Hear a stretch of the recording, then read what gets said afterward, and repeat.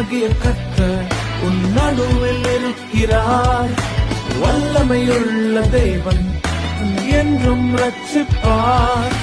தேவனாகிய கர்த்தர் உன் நடுவில் இருக்கிறார்.